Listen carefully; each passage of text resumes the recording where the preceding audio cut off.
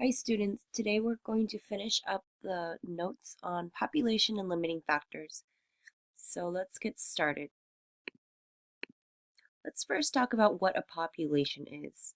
A population is a group of living things or organisms that are of the same species and they all live in the same area. These are some examples of populations.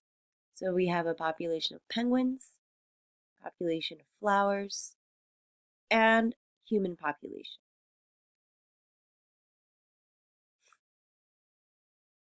Now, a population size can change according to how many deaths or births there are in the same species.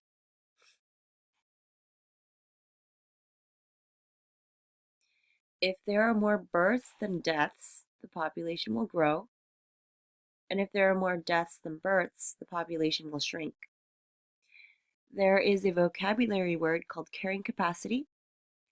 This basically is the maximum population size that can be supported in an ecosystem based on the resources available. So you can see in this graph, there is a dotted line right here, and that represents the carrying capacity. Basically, what that represents is this is the limit. It's kind of like a limit line. The population cannot grow past this line. This is the maximum limit, the maximum number of living things that a certain environment or ecosystem can sustain because it has a limited amount of water, resources, space, food, etc. So over here in this graph, this is the number of rabbits. This is over time.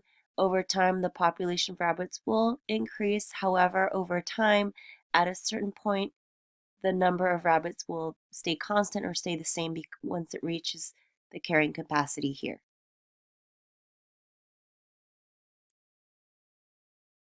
Now let's talk about what limiting factors are to population growth.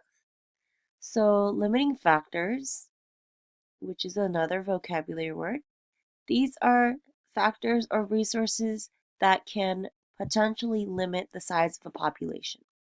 So some examples are the available food, nutrients, water, and space. In this cartoon, you can see this is an example of space being a limiting factor.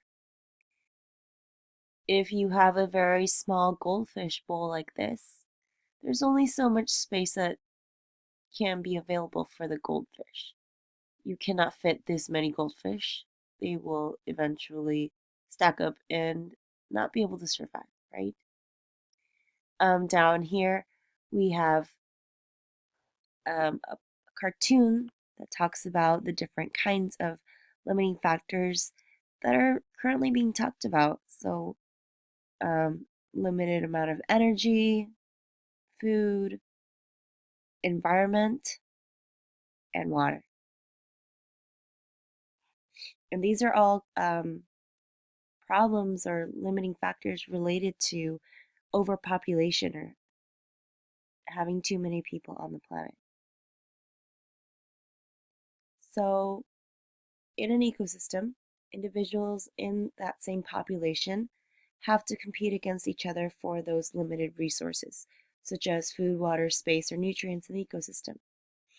So, this competition and the limit in the amount of resources keeps the population size controlled and not constantly growing. So, these are some examples of competition. So, we have wolves fighting for their food. And over here, we have two different species of trees that are actually fighting for light.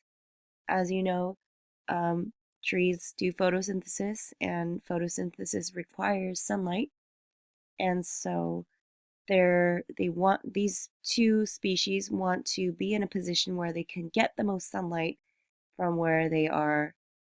So they are actually up against each other for space.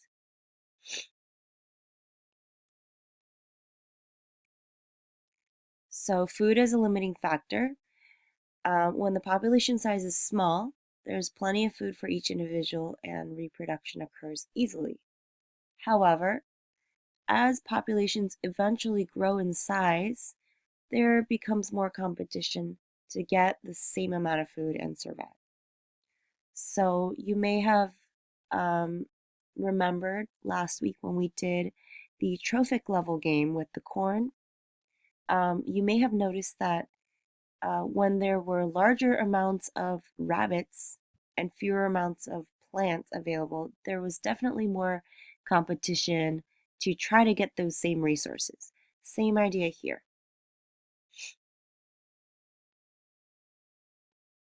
Now let's talk about predation as a limiting factor. Predation, another vocabulary word, this is the idea that a predator catches and eats prey. So that's predation. So in this graph, you can see there's a prey and predator. The predator will hunt the prey, and we call that predation. Now, predators play a very important part in the ecosystem because they actually help keep the prey's population in balance. So this graph is actually showing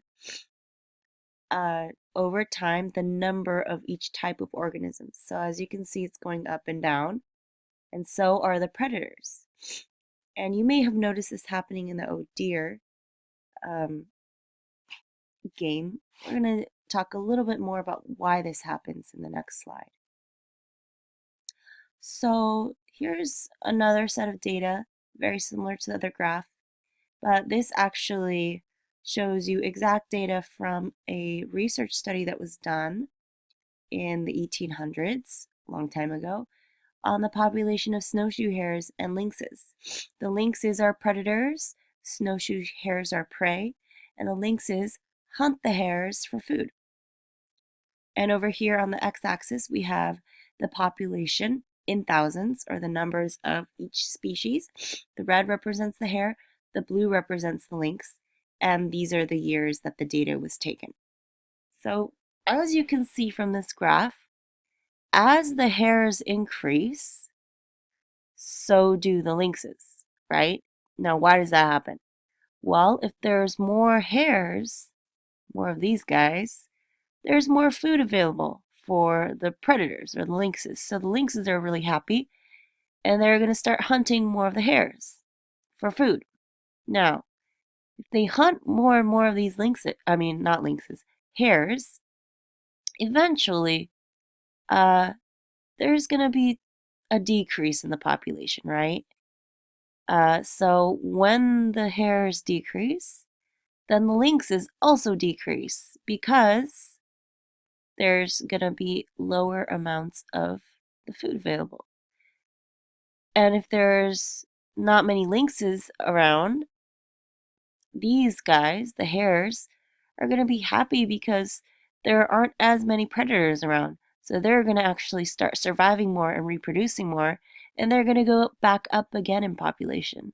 And then the whole cycle starts again. Once there's a lot of hares, the lynxes have more food, so they're going to hunt more food, they're going to reproduce more, and the lynxes are also going to go up. So you can see the population goes up and down, and you can also see, if you look closely, the lynx population, the spike in the population here, the rise, comes slightly after the hare's spike in population. And that makes sense because you can't have more lynxes uh, without more hares. So once the hares rise in population, then the lynxes are going to start eating them more and reproducing more, and that's when they start going up. But as soon as there's too many lynxes, uh, there's going to be a decrease in the hare population because the lynxes are all going to start hunting the hares and they're going to start decreasing more rapidly. And so that's why the population is going up and down. And it's actually a very good thing because they actually make sure they keep each other in balance in the ecosystem. There's, you know, there can't be too many hares or too many lynxes at any given point because they keep each other in check. So they have a very important role for each other in the ecosystem, and if something happens to any one of them, it will affect the other. Now, finally, at the end, let's talk about other limiting factors that we didn't talk about earlier. So things like light, I mentioned earlier, photosynthetic organisms will fight for light to be able to do photosynthesis so they can create their food and survive. Water is a limiting resource. And you can see here, this is a picture of some populations having to line up for clean water. In some areas of the world, it's very difficult to get access to clean water, and it is a very important resource that's often limited, so it's very important we use our water wisely. Nutrients from the soil, usually, so tree roots can fight for nutrients that are in the soil.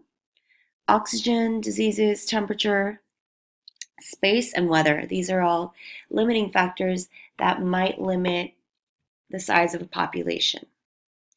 Um, Human activities can also limit populations of other living things that might be living in the ecosystem. For example, insecticides like bug killers and weed killers.